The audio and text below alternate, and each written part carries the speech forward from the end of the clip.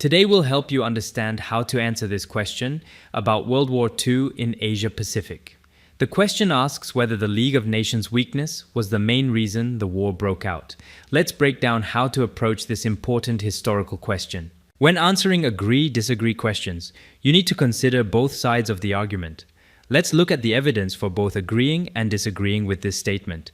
This balanced approach will help you develop a well-reasoned response. Let's look at the evidence supporting the League's weakness. The League failed to stop Japan when they invaded Manchuria in 1931. They only condemned Japan but took no real action.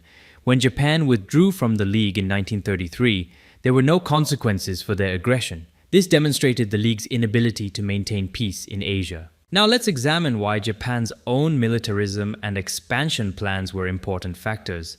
Japan's invasion of China in 1937 showed their growing aggression. They created the Greater East Asia Co-Prosperity Sphere to dominate the region, and their attack on Pearl Harbor in 1941 brought the United States into the conflict. These actions clearly demonstrate Japan's deliberate path toward war. A good conclusion needs to consider both sides of this complex issue. While the League's weakness certainly allowed Japan's aggression to grow unchecked, Japan's own expansionist aims and deliberate decision to use military force were ultimately the main reasons for war. The evidence shows that Japanese militarism was the driving force behind the conflict. Remember to use specific examples in your answer and explain your points clearly.